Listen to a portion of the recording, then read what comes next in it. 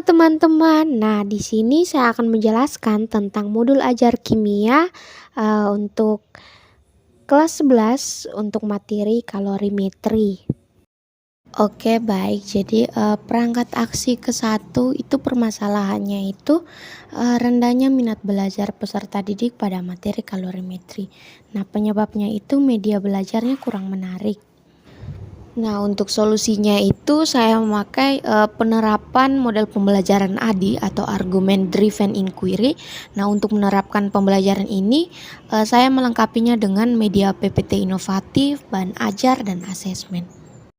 Oke, baik. Jadi kita masuk ke informasi umum. Nah, informasi umum ini terdapat identitas modul. Nah, teman-teman bisa baca identitas modulnya langsung. Kita langsung membahas ke bagian kompetensi awal. Nah, kompetensi awal ini yang harus dimiliki peserta didik itu, dia harus memahami konsep kalor, kapasitas kalor, dan kalor jenis suatu zat untuk mencapai pembelajaran pada modul ini. Nah, profil pelajar Pancasila yang kita pakai itu ada 4. Yang pertama itu beriman, bertakwa kepada Tuhan Yang Maha Esa dan berakhlak mulia. Yang kedua ada berkebinekaan global. Yang ketiga ada gotong royong. Yang keempat ada mandiri. Yang kelima ada bernalar kritis. Nah, sarana dan prasarana yang dipakai itu yang pertama ada buku paket kurikulum Merdeka, modul ajar, LKPD, PowerPoint, laptop, infokus, dan alat tulis. Nah, untuk target peserta didiknya itu targetnya itu yang pertama ada reguler atau tipikal yang umumnya itu tidak kesulitan dalam mencerna dan memahami materi yang diajarkan. Lalu peserta didik dengan gaya belajar yang berbeda. Itu ada auditory, ada visual, ada kinestetik. Lalu yang ketiga itu ada peserta didik dengan pencapaian tinggi. Nah, itu dia mencerna dan memahami dengan cepat dan dia mampu mencapai keterampilan berpikir tingkat tinggi atau HOTS. Nah, untuk pendekatan dan model metode pembelajaran, pendekatan yang saya pakai itu ada scientific learning, modelnya itu argument driven inquiry atau ADI, metodenya itu diskusi dan unjuk kerja. Oke, nah di sini ada komponen inti. Nah, di sini materi pokok pembelajarannya itu ada kalorimetri. Capaian pembelajarannya itu siswa memahami konsep termokimia dan elektrokimia. Nah, tujuan pembelajarannya itu mereka mampu menjelaskan konsep kalor, kapasitas kalor, dan kalor jenis suatu zat melalui diskusi kelompok dengan tepat. Nah, yang kedua itu mereka mampu menentukan kalor jenis atau perubahan entalpi melalui perhitungan kimia dengan tepat. Nah, lalu yang berikut ada pemahaman bermakna, teman-teman bisa baca. Pertanyaan pemantik yang saya pakai itu mengapa es batu bisa mencair di dalam minuman padahal minuman itu tidak direbus. Nah, dari pertanyaan ini mengapa saya memilih pertanyaan pemantik seperti ini, karena saya merasa bahwa dari pertanyaan ini saya membuat para siswa itu bernalar kritis atau mereka berpikir secara logis kenapa es batu itu bisa cair dan kenapa dia bisa mencair padahal ini es batu itu tidak direbus.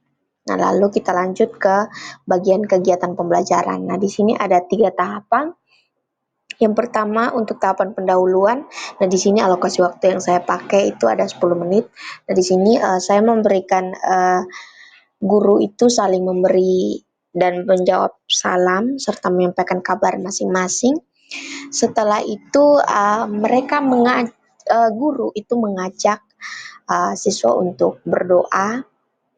Setelah itu mengecek kehadiran peserta didik dan membuat asesmen diagnostik non kognitif. Itu guru menanyakan kepada peserta didik bagaimana perasaan yang mereka rasakan hari ini. Setelah itu peserta didik bersama guru itu membuat kesepakatan di dalam kelas. Contohnya itu mungkin alpa itu berapa kali atau sakit berapa kali, izin berapa kali sehingga pembelajaran tersebut disebut efektif. Setelah itu diadakan apersepsi. Nah, persepsi itu contohnya itu seperti anak-anak ibu yang hebat, coba jelaskan menurut pendapat kalian mengapa es batu bisa mencair di dalam minuman, padahal minuman itu tidak direbus. Nah, setelah itu guru memberikan motivasi kepada siswa agar mereka tetap semangat belajar.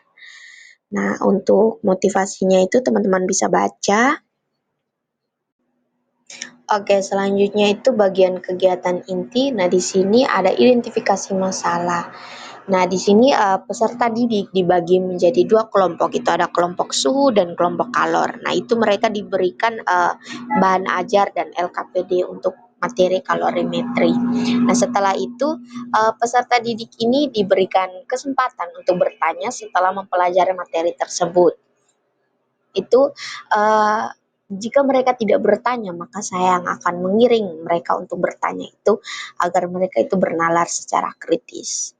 Nah, setelah itu ada pengumpulan data. Nah, di sini peserta didik menyimak dengan seksama PowerPoint yang dipaparkan oleh guru. Setelah itu peserta didik melalui literasi dalam kelompoknya itu mencari jawaban terhadap permasalahan yang ada melalui kajian literatur seperti bahan ajar, internet, buku, ataupun apapun itu. Setelah itu, guru itu memantau, melakukan observasi mengenai keaktifan peserta didik dalam melakukan diskusi kelompok. Nah, di situ setelah itu ada pembuatan argumen sementara. Nah, di sini peserta didik merangkum hasil diskusi dan LKPD-nya masing-masing. Setelah itu mereka dengan gaya belajar mereka membuat peta pikiran mereka tersendiri, itu mereka menulis ringkasan atau membuat gambaran itu terhadap solusi yang telah ditemukan melalui diskusi kelompok mereka. Setelah itu mereka membuat bahan diskusi, bahan presentasi dari hasil diskusi yang dilakukan. Setelah itu ada sesi argumentasi. Nah, di sini peserta didik membandingkan hasil kerja kelompoknya dengan kelompok lain melalui presentasi di depan kelas. Setelah itu peserta didik yang lain itu menyimak dan menganalisis hasil diskusi yang disampaikan oleh kelompok penyaji. Nah, kelompok lain itu diberikan kesempatan untuk menanggapi hasil diskusi yang disajikan kelompok penyaji tersebut. Nah, untuk memperkuat hasil eksplorasi pemecahan masalah dalam kelompoknya. Nah, di kegiatan inti ini saya memberikan 70 menit. Untuk bagian penutupnya itu, guru menilai untuk mengetahui tingkat ketercapaian indikator tujuan pembelajaran melalui kuis. Oke, selanjutnya itu ada bagian peserta didik dan guru melakukan refleksi atas pembelajaran yang telah berlangsung. Setelah itu ada asesmen. Nah, asesmen ini saya menggunakan asesmen sumatif. Nah, setelah itu ada pengayaan. Oke, setelah itu ada rubrik penilaian. Nah, di sini penilaian yang saya nilai itu ada dua, ada kuis dan presentasi. Nah, di sini untuk kuis saya menilai 4 aspek. Itu yang pertama pemahaman materi, kejelasan jawaban, ketepatan jawaban, dan kelengkapan jawaban. Oke, setelah itu ada rubrik penilaian presentasi. Nah, di sini ada 4 aspek yang saya nilai. Yang pertama itu ada pengusahaan materi, penyampaian materi, struktur presentasi, dan kerjasama tim dalam kelompok. Nah, di sini ada LKPD kalorimetri. Nah, di sini ada tertera, ada nama, kelas. Jadi, siswa itu menuliskan nama, kelasnya, dan kelompok berapa. Nah, setelah itu di dalam LKPD itu ada terdapat capaian pembelajaran, tujuan pembelajaran, pertanyaan pemantik. Nah, di sini tugas siswa itu dia menyusun klaim terhadap pertanyaan pemantik, lalu mereka mendiskusikan konsep kalor, kapasitas kalor, dan kalor jenis. Mereka menyusun bukti ilmiah yang mendukung klaim. Lalu mereka menjelaskan hubungan bukti dengan klaim secara logis dan ilmiah. Nah, aktivitas diskusi kelompoknya itu mereka menjelaskan tentang bagaimana es batu bisa mencair dalam minuman. Nah, mereka menggunakan pemahaman tentang kalor, kapasitas kalor, dan kalor jenis. Nah, setelah itu mereka menyusun argumen ilmiah. Itu mereka klaim, advance, and reason. Nah, mereka klaimnya itu mereka mengklaim sesuatu. Itu saya menanyakan apa jawabanmu terhadap pertanyaan pemantik tersebut. Nah, di dalam advits atau bukti yaitu ada data atau konsep apa yang mendukung klaimmu. Jadi untuk penalarannya itu mereka jelaskan secara logis mengapa bukti bukti tersebut mendukung klaim tersebut dengan berdasarkan konsep color. Nah, mereka menuliskan di bagian bawah itu mereka menuliskan claim advance-nya mereka, lalu ada refleksi individu. Nah, refleksi ini mungkin saya bertanya apakah ada hal yang baru kamu pelajari dalam diskusi ini? Mungkin mereka bisa menyampaikan refleksi mereka. Nah, untuk rubrik penilaiannya itu saya menilai 4 aspek penilaian. Yang pertama itu ada ketepatan klaim, itu saya menilai 20 poin. Kesesuaian bukti itu saya menilai 25 poin. Penalaran ilmiah itu saya menilai 30 poin dan refleksi dengan kerapian itu saya menilai 25 poin. Oke.